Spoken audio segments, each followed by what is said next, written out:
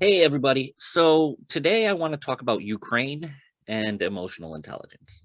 That's on this episode of the Broken Salespeople podcast.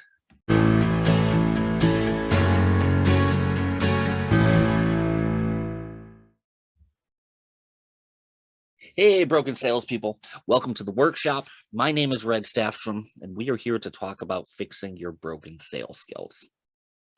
So I want to be blunt. I want to be honest. I didn't want to talk about Ukraine. I didn't think it was in my lane. Just to let you guys know, at time of recording, Russian troops have been in Ukraine for about 12 hours. The bombing was yesterday, and now there are boots on the ground in Ukraine. This looks like it's going to be protracted. To put it mildly, based on all the reports and everything I've done, this looks like it's going to be here a while. I didn't think I was the right person to talk about it. I didn't think I should. I wholeheartedly thought this is not my lane. This is not my brand. I am not a military advisor.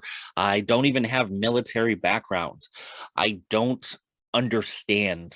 And I understand from a superficial level what happened with the military, but I'm not a foreign affairs expert. So I wasn't going to talk about it. That was my thought pretty much right after everything happened last night. Then I hopped on a speed networking podcast, LinkedIn Live, and they helped me see something different. First of all, big shout out to Ira Bowman, big shout out to Mike O'Connor for hosting it and for kind of pointing me in the right direction. They said that everybody should be talking about this. And I kind of disagreed at first, and I fought against it for about 30 to 90 seconds until I realized that this is my lane. This is something that I absolutely believe that I do have, if not a right, then a responsibility to talk about. I've talked about it before. I've talked about Rule 303. For those of you guys who don't know, Rule 303 has a dark connotation for those in mercenary circles. But it comes down to say, if you have the means, you have the responsibility to act. If you have the means at hand, you have the responsibility to act. So that's one part. The one reason why I feel the need that I have to, that it's something that I need to do. It is in my lane because Rule 303, I have the means, therefore I have the responsibility. We aren't hearing a lot of Ukrainian voices, and I don't mean the president. I'm talking about Ukrainian citizen voices here in the US. So to be one that stands up for that, I have the means, therefore I have the responsibility. Second thing is my thought process. My whole brand is structured around introversion, yes, and sales, yes, but particularly around emotional intelligence. I can't profess to be somebody who talks about emotional intelligence. I can't self-report that I understand what that is and then ignore a massive conflict. That is no good for us as people. That's no good for us as emotional beings. It's no good for us as salespeople. Ignoring conflict only gets us into more trouble. So I can't profess to be good at emotional intelligence and then just sweep major issues under the rug, major stressors, life or death situations. I cannot do that in good conscience. It's just not who I am. It's not what I do. It took me a little while to reflect on this. But I feel like everybody should be talking about it right now. And I don't mean that because, oh, everybody should be talking about it. I'm not meaning it in that sense. I mean it is we have to shut out the propaganda. We have to shut out the dissenting voices. We have to shut out the private interests, the corporations who have a stake in the outcome of this.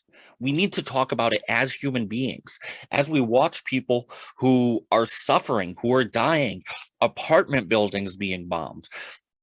If we do not speak out for those people, who will? We should all be creating content, standing behind In my mind, the people of Ukraine, if you have a dissenting opinion, I strongly disagree with you, but you're allowed to have it. But we should all be supportive of the civilians on the ground, in my mind, no matter what. A war is particularly damaging to civilians, especially an invasion war the way this one is. When I was on that speed networking event, Ira Bowman, his father is actually in Ukraine. He lives there. How are we supposed to ignore that? Imagine if this was a consult where me and Ira were talking and I was trying to sell him something. Do you think it does me any good to ignore that that's happening? Of course not. It's a valid concern, a very valid concern. And to just pretend and close my eyes and cover my ears, it doesn't help anybody. We as a society have to become better at conflict. We have to become better at having difficult conversations because that's something that we've lacked. We've just dismissed people as being left or right. And instead of having those conversations, we just dismiss them. It's not the right thing to do.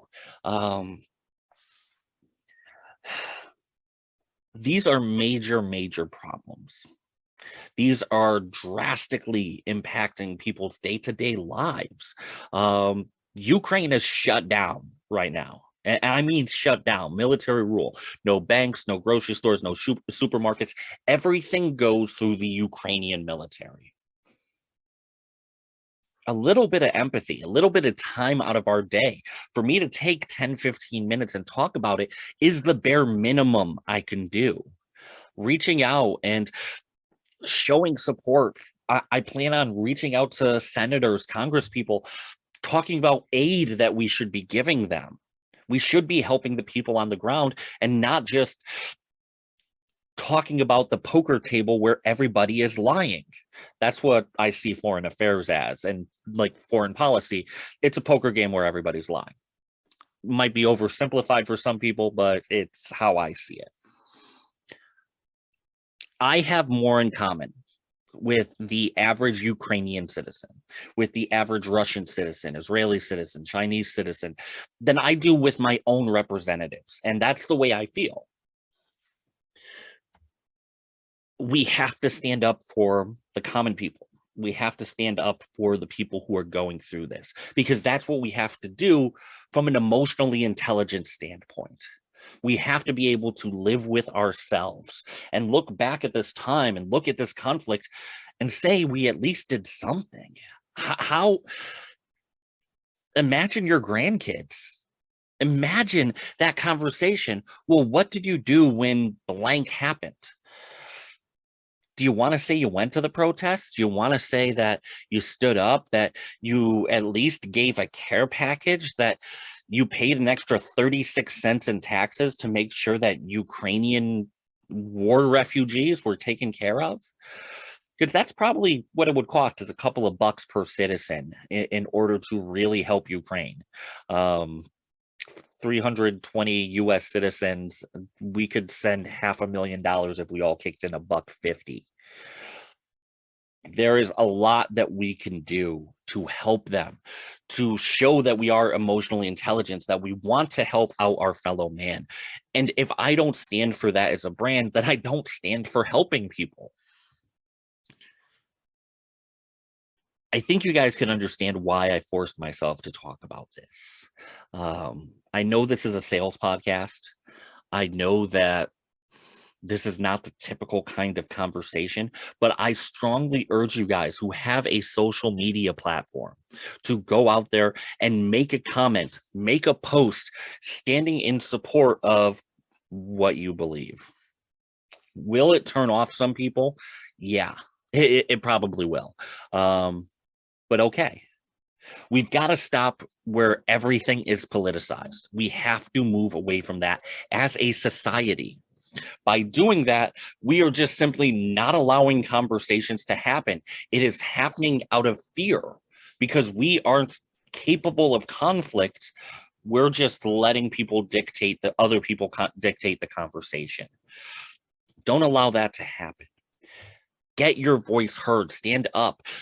reach out to your senators, your congressmen, talk to the people who are representing you, and see how you can help the people on the ground level who are going to be drastically impacted, who are going to be hurt, probably among the worst, over just about everybody else. This war is not going to hurt Putin. It's not going to hurt Biden. It's not going to hurt Germany's chancellor or the UK or the UK or Canada's prime minister. It's not going to affect them. But there are people who will lose their loved ones, who will go hungry, who will have their homes and everything they know destroyed, who cannot go to school. Ignoring that shows a very, very drastic emotional gap on our part. And I promise I'm not turning this into some political channel. I don't plan on pontificating all the time, but I can't ignore this either. I can't do that.